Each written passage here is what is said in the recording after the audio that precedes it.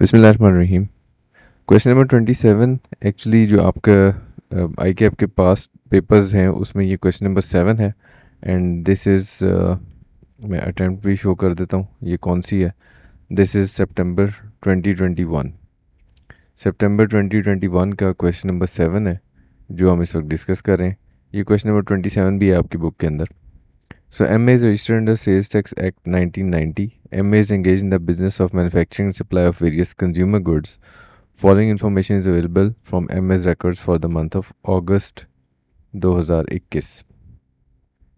So for the month of August ये सारा calculation आपको बनाना है और पहले इसमें परचेजेस का हिसाब बताया गया है। सो हम देखते जाते हैं एक एक करके आइटम क्या है। Taxable goods from registered persons 49,60,000। सो ये जो आपने रजिस्टर्ड पर्सन से ख़रीदारी की है इसके ऊपर डेफिनेटली आपको सेल्स टैक्स चार्ज हुआ होगा 17% से। तो ये जो 17% से सेल्स टैक्स चार्ज होना है इसको अभी हम अपने एक वर्किंग नोट में लिखेंगे क्योंकि इन फिगर से मुतालिक कुछ एडजस्टमेंट्स दी गई हैं सवाल में। So I make a working और परचेज फ्रॉम रजिस्टर्ड पर्सन 49,60,000 ये मैं मेंशन कर लूँगा। Next is taxable goods from unregistered person 14 lakh रुपए। अनरजिस्टर्ड पर्सन से कोई भी खरीदारी करेंगे आप वो आपको सेल्स टैक्स चार्ज नहीं कर सकता। इसी तरह exempt goods from unregistered person और ये गुड्स भी एग्जाम्प्ट हैं और ये सेल्स टैक्स भी चार्ज नहीं कर सकता बंदा क्योंकि अनरजिस्टर्ड पर्सन है। तो ये 14 लाख और 5,20,000 का मेरी टैक्स कैलकुलेशन पे कोई इम्पैक्ट नहीं आएगा और इसको चाहे मैं कहीं पे लिखूं या चाहे कहीं पे ना लिखूं ये इररिलेवेंट फिगर्स हैं।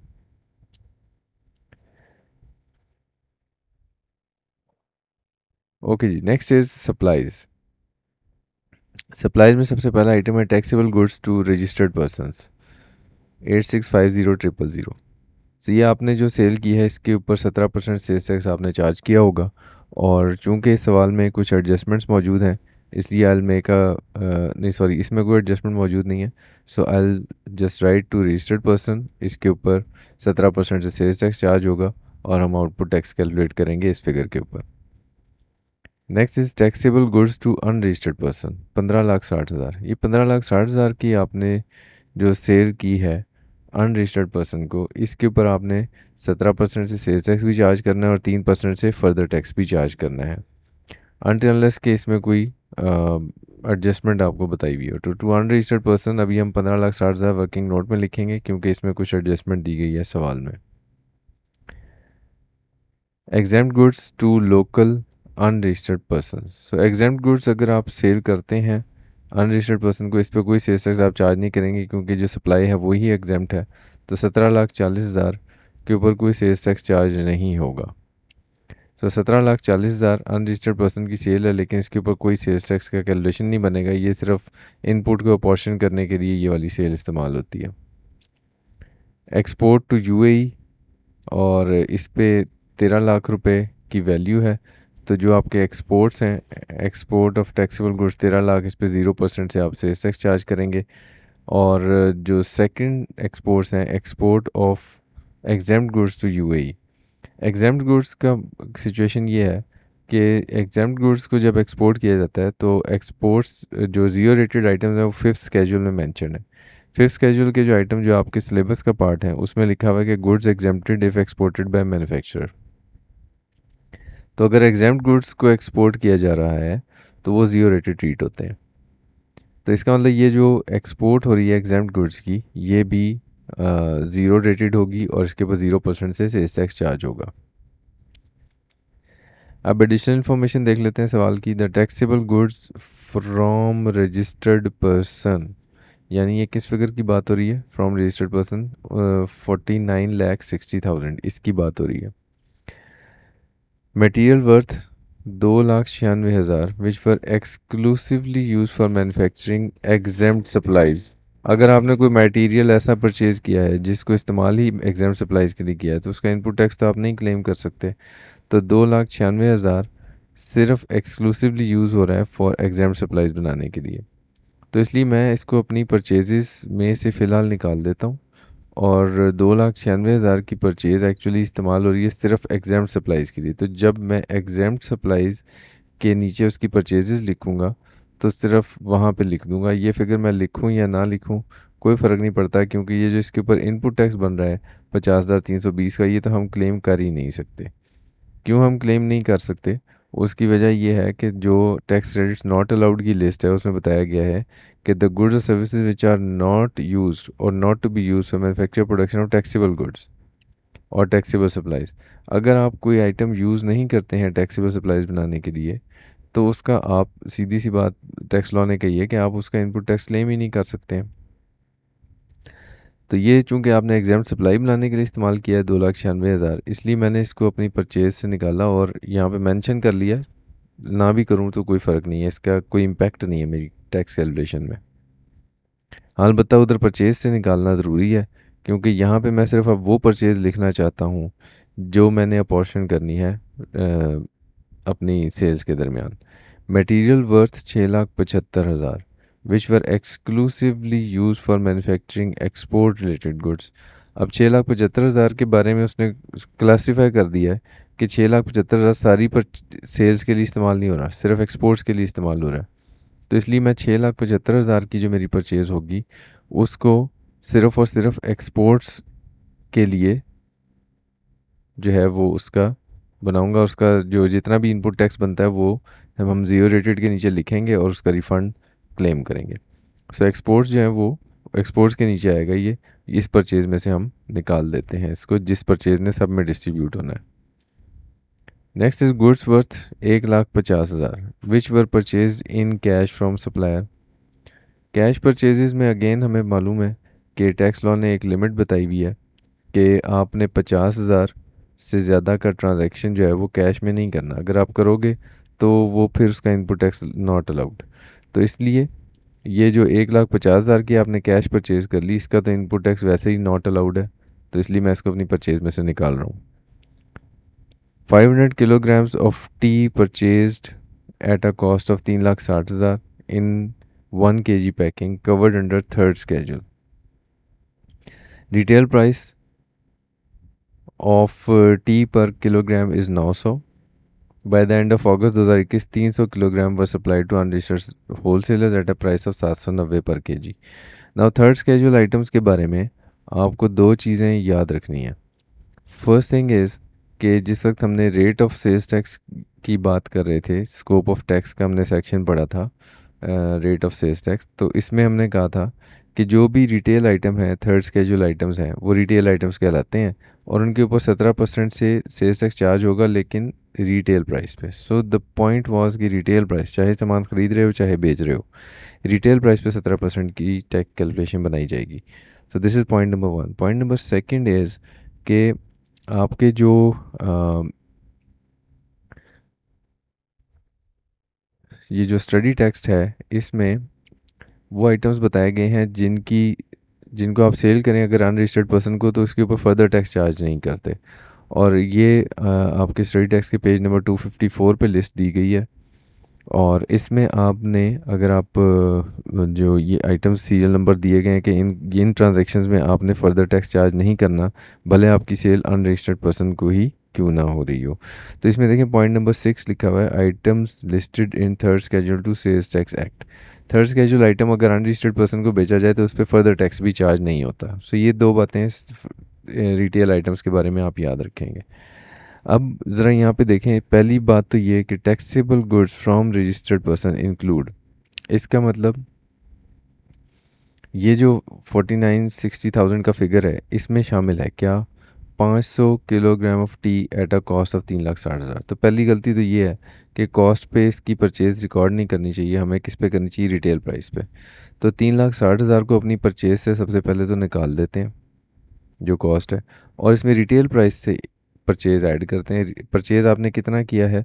آپ نے پرچیز کیا ہے 500 kg اور 900 ریٹیل پرائس بتائی گئی ہے. تو اس لیے 500 ملٹیپلائڈ بائی 900 کروں گا اور جو ریٹیل پرائس بنتی ہے وہ ایکچولی پرچیز. تو یہ کریکٹڈ پرائس میں نے یہاں پہ ایڈ کر دی. تو ایک کام تو میں نے یہ کر دیا.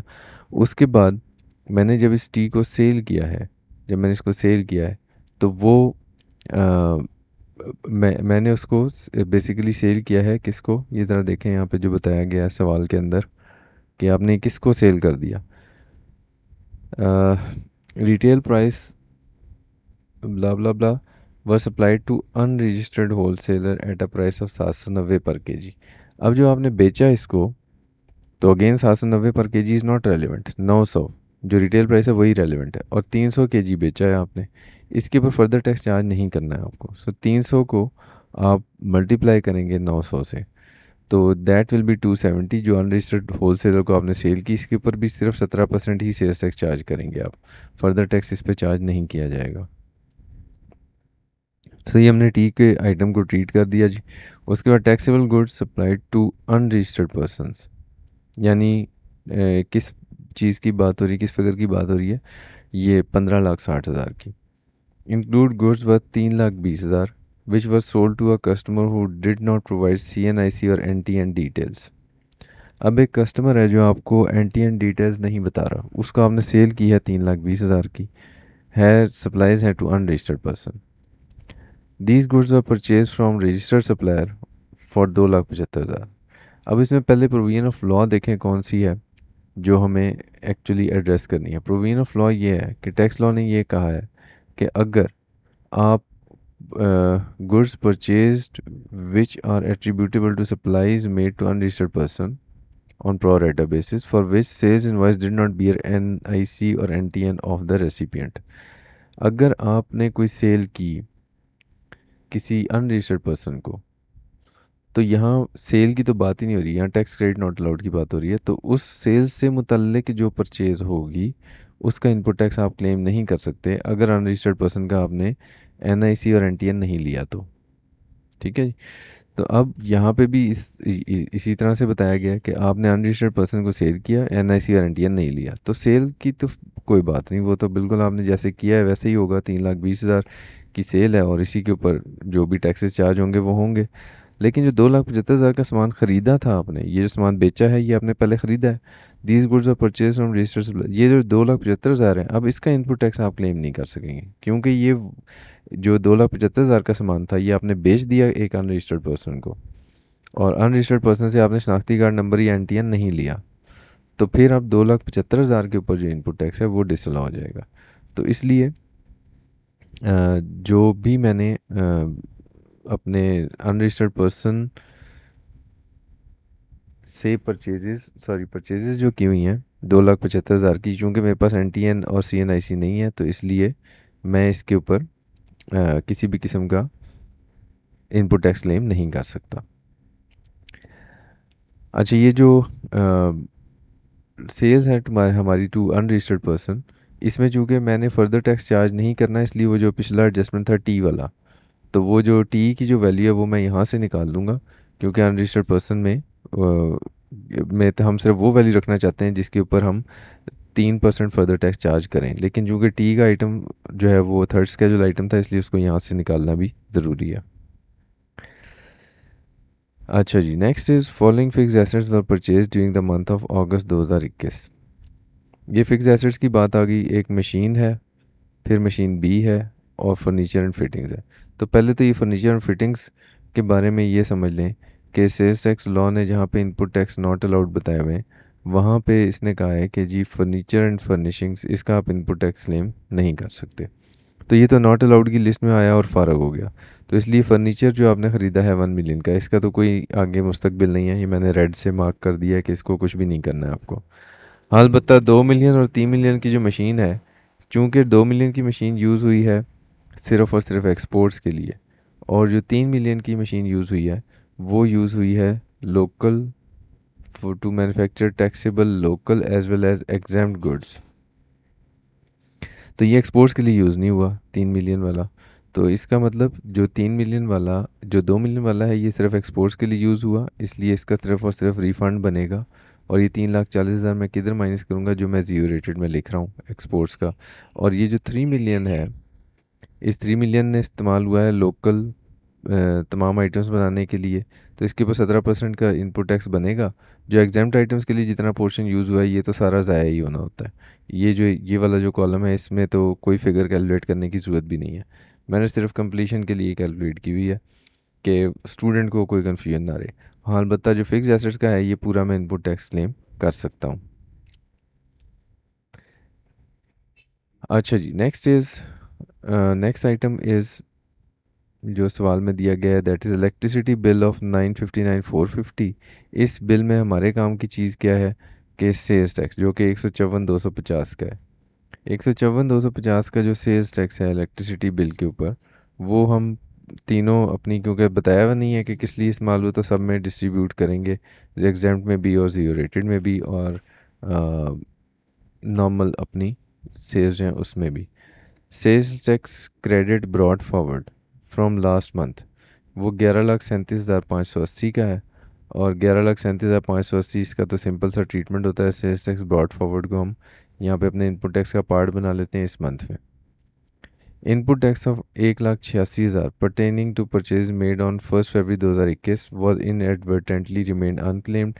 सो किसी कोई भी परचेज का इनपुट टैक्स अगर आप क्लेम करने से भूल जाएं तो वो आप बिल्कुल क्लेम कर सकते हैं। और वो क्लेम करने के लिए आप 6 सब्सिक्वेंट टैक्स पीरियड में आप उसको किसी भी वक्त क्लेम कर लो। तो अभी तक अगर अनक्लेम्ड है, फरवरी में आपने ये परचेज़ किया था, तो इसका मतलब ये है कि मार्च अप्रैल मई जून जुलाई अगस्त, तो अगस्त 6 मंथ बनता है और इसमें आप बिल्कुल क्लेम कर सकते हैं। हम अगस्त के मंथ की ही कैलकुलेशन बना रहे हैं इस वक्त सवाल में। तो 1,86,000 का इनपुट टैक्स आप बिल्कुल क्लेम कर सकते हैं, जो कि फरवरी की परचेज़ है। और इसको पहले डिस्ट्रीब्यूट करें तीनों में, और फिर अपनी अपनी जगह पे इसका इनपुट टैक्स लिख लें। अब हम अपनी वर्किंग्स को क्लोज कर लेते हैं। जो हमारी सेल्स हैं टू अनरजिस्टर्ड पर्सन, वो अब 13,23,000 हो गई। 13,23,000 को मैं यहाँ पे लाऊंगा और इसके ऊपर 3% से फर्दर टैक्स भी कैलकुलेट करूँगा। इसके बाद से मेरी जितनी भी वैल्यू सप्लाईज हैं सेल्स की, वो कंप्लीट हो गई, और मेरा आउटपुट टैक्स भी वर्कआउट हो गया और फर्दर टैक्स का फिगर भी फाइनल हो गया। जो परचेज़ का फिगर है वो आप यहाँ से टोटल करेंगे। ये वो परचेज़ हैं जिनके ऊपर 17% आपने इनपुट टैक्स पे किया है, और ये सब के लिए इस्तेमाल हुए हैं, एक्सपोर्ट्स के लिए, एग्जाम्प्ट के लिए, और नॉर्मल सेल्स के लिए। तो इनको सेल्स टैक्स कैलकुलेट करके रेलेवेंट जगह पे ले आएंगे। ना हमारा डाटा अब सारा कंप्लीट है सवाल के अंदर। और इसमें अब सिंपली करना ये है आपने कि इसको अच्छे तरीके से प्रेजेंट करना है। आउटपुट टैक्स देखो ऊपर कितना बनाया आपने, 17,41,310 ये लिखे हैं आउटपुट टैक्स। उसके बाद देखें इनपुट टैक्स कितना बना है, 17,86,195। इस 17,86,195 के अंदर जो चीज़ें शामिल हैं वो आप अलग-अलग बता दें जी कि परचेज़ इतनी है, इलेक्ट्रिसिटी बिल जो है वो इतना है, और जो मेरी ब्रॉड फॉरवर्ड इनपुट टैक्स है वो इतना है। इसको कंपेयर करना होता है 90% ऑफ आउटपुट टैक्स से, जो कि कम वैल्यू बनती है आपकी, पूरे इनपुट टैक्स से कम है ये। तो इसलिए आप कम वाली वैल्यू को यहाँ पे आप माइनस करोगे और बाकी सेल्स टैक्स पेएबल आ जाएगा। जो इन दोनों फिगर्स का डिफरेंस होता है 17,86,195 और 15,67,179 का, ये हम इनपुट टैक्स इसको बताते हैं कि ये हमारा कैरी फॉरवर्ड हो जाएगा। जो फिक्स्ड एसेट्स का आपने यहाँ पे इनपुट टैक्स बनाया था, ये फिक्स्ड एसेट्स का हमारा कॉलम है, और इसमें बनाया था 4,35,945। 4,35,945 आप यहाँ पूरा माइनस करेंगे, और बाकी को कैरी फॉरवर्ड या रिफंड कह लो, वो हम मेंशन कर देंगे। फर्दर टैक्स की फिगर एज इट इज़ आ जाएगी 39,690, ये यहाँ पे कैलकुलेट हुई पड़ी है, ये ऊपर से हम लेकर आए हैं फिगर इधर से। और जो रिफंड है 6,57,383, ये हमारे पास इस कॉलम का टोटल आ गया, जो एक्चुअली कौन सा कॉलम है, ज़ीरो रेटेड का कॉलम है। Okay, so this is about question number 27, और या जो ये अटैम्प्ट हमारी बनती है सितंबर 2021 की।